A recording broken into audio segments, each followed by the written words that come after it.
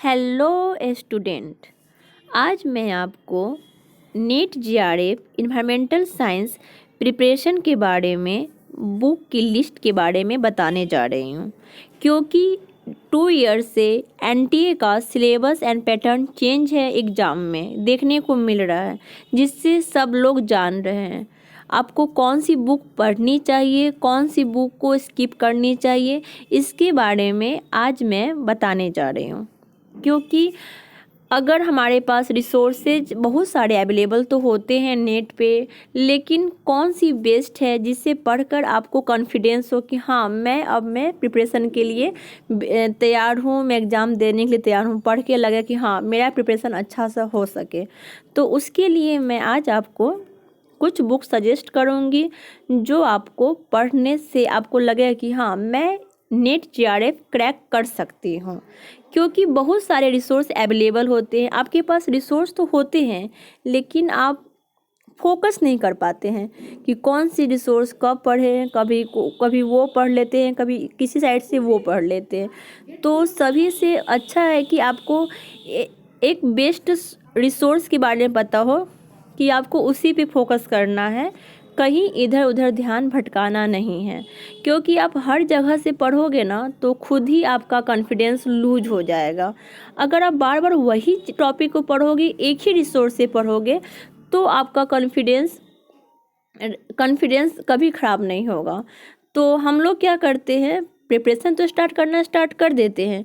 कोई फ्रेंड बोला कि हम वहाँ रिसोर्स अच्छा मिलता है तो हम लोग वहाँ चले जाते हैं, कभी वहीं सारा ईयर यही करते रहते हैं। जब एग्ज़ाम टाइम थोड़ा सा कम हुआ तो टेंशन हो जाता है। तो वो टेंशन ना हो, आप पहले से ही कॉन्फिडेंस के साथ तैयारी करें। उसके लिए मैं आपको बुक की लिस्ट बताऊंगी, जिससे आपको अपने अकॉर्डिंग आपको परचेज करना है, पढ़ना है, कैसे पढ़ना है ये मैं बताऊंगी। तो स्टार्ट करते हैं।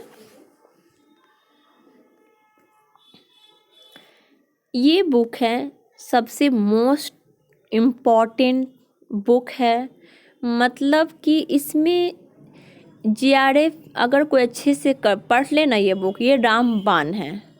जीआरएफ क्रैक करने का ये रामबाण उपाय है, introduction to environmental engineering and science. लेकिन यही है ना, बुक का नाम तो पता है, लेकिन पढ़ना कैसे है ये सबको नहीं पता है। आपको सारे बुक को तो नहीं पढ़ना है, पूरा कहानी की तरह तो नहीं पढ़ना है, आपको सिलेक्टिव रीडिंग करना है। आपको सिलेक्टिव रीडिंग करना है। आप सिलेबस उठाएंगे, देखेंगे मेरे सिलेबस में कौन कौन से टॉपिक हैं, यहाँ कौन कौन से टॉपिक मिल रहे हैं और कहाँ कहाँ मुझे फोकस करना है, वही नोट बनाएंगे। नोट बनाते चलेंगे तो ही आप इस पे फोकस कर पाएंगे, इस बुक को अच्छे से पढ़ पाएंगे और समझ लेंगे। तो आप ये बुक अच्छे से पढ़ लिए तो आपका 50% तो सिलेबस यहीं से कवर हो जाएगा। 50% क्या, 90% सिलेबस आपको इसी एग्ज़ाम से, इसी बुक से मिल जाता है घुमा फिरा कर। डायरेक्ट क्वेश्चन तो आएंगे नहीं, घुमा फिरा के क्वेश्चन इसी से मिलेंगे। लेकिन वही है कि आपको फोकस के साथ पढ़ना होगा। पढ़ना तो आपको होगा ही, मेहनत आपको करना होगा। अगर आप पूरे फोकस के साथ तैयारी करते हैं तो आपका जीआरएफ कोई नहीं रोक पाएगा। ये बुक आप ले सकते हैं, इसका सॉफ्ट कॉपी भी अवेलेबल है और इसका हार्ड कॉपी भी। अगर आपके पास पैसे नहीं है, थोड़ा सा प्रॉब्लम है, तो आप सॉफ्ट कॉपी भी पढ़ लेंगे और हार्ड कॉपी भी आप परचेज कर सकते हैं, कोई प्रॉब्लम नहीं है। और सेकेंड है इकोलॉजी। इकोलॉजी भी क्वेश्चन इसी से भी पूछे जाते हैं, लेकिन ये बहुत बड़ी बुक है, बहुत वास्ट बुक है। तो इसको पढ़ने के लिए सबसे पहले आपका पैसेंस होना चाहिए। इसको पूरी रामायण नहीं पढ़नी है, मैं बार बार वही कर रही हूँ, पूरे बुक नहीं पढ़नी होती है कहीं भी। जो आपका सिलेबस है उसके अकॉर्डिंग आपको पढ़ना होता है, कीवर्ड पे फोकस करना होता है। कीवर्ड पे फोकस करना बहुत इंपॉर्टेंट है। विदाउट कीवर्ड, विदाउट टॉपिक जाने हुए आप प्रिपरेशन नहीं कर सकते हैं। कर पाएंगे तो आप कितना पढ़ पाएंगे, कितना याद कर पाएंगे, इट्स टू डिफ़िकल्ट ना। सो आपको सिलेक्टिव रीडिंग करना है, इधर उधर बिल्कुल भी नहीं भागना है। जो सिलेबस है उसके अकॉर्डिंग निकालेंगे टॉपिक और कीवर्ड, और नोट करते हुए पढ़ेंगे।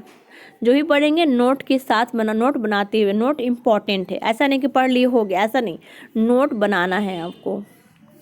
ये है इकोलॉजी, फंडामेंटल ऑफ इकोलॉजी है जो ईपी ऑडम का है, बहुत अच्छी बुक है। लेकिन वही है ना कि रामायण तो महाभारत आपको पढ़ना नहीं है, बस यही ध्यान रखना है। और जिसका बेसिक बिल्कुल भी क्लियर नहीं है उसके लिए इन्वायरमेंटल केमिस्ट्री की मैंने एक बुक डाला है एकेडी भी। आप केमिस्ट्री अगर स्टार्ट करना चाह रहे, केमिस्ट्री भी सबको बहुत बोरिंग लगती है। अगर आपको बेसिक क्लियर करना है, बिल्कुल जीरो से स्टार्ट करनी है, तो आपके लिए इन्वायरमेंटल केमिस्ट्री एकेडी का भी बेस्ट होगा। आप चाहे तो आप ले सकते हैं। जिसका बेसिक बिल्कुल क्लियर नहीं है उसके लिए ये बुक बेस्ट है।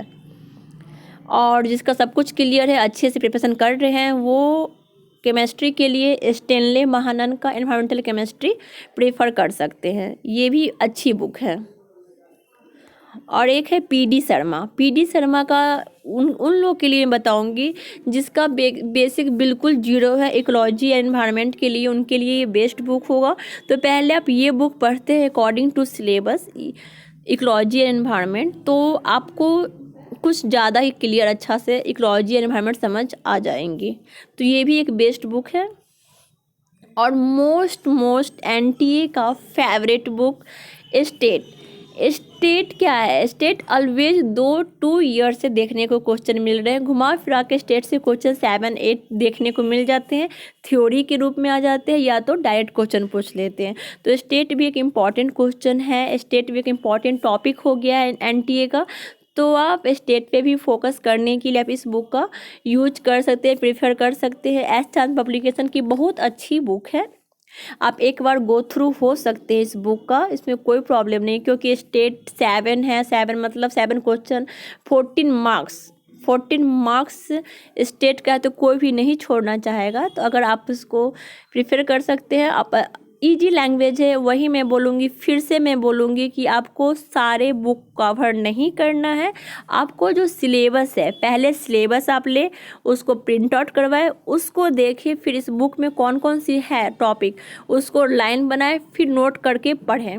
ऐसा नहीं कि आप पूरा रामायण कहानी सब पढ़ लो और बाद में कुछ भी नॉलेज नहीं हो, तो ऐसा नहीं करना है। आपको सिलेक्टिव अकॉर्डिंग टू सिलेबस ही चलना है, कहीं भागने की ज़रूरत नहीं है। तो ये सारी बुक की लिस्ट मैंने बताई है, आपको ये कैसा लगा आप मुझे ज़रूर बताएंगे। अगर आपको ये वीडियो अच्छा लगा तो लाइक और शेयर ज़रूर करेंगे। अगर आप चाहते हैं कि मैं आपको इस तरह से कुछ और वीडियो बनाऊं इन्वायरमेंटल साइंस के बारे में, तो मैं आपको टॉपिक बताइएगा, मैं आपको वीडियो बनाऊंगी, फिर आपको बता दूंगी। तो अगर आप चाहते हैं कि मैं बुक का लिंक भी अवेलेबल करवाऊँ आपको, तो आप मुझे बताइएगा, तो मैं आपको लिंक भी अवेलेबल PDF का करवा दूंगी। तो थैंक यू सो मच।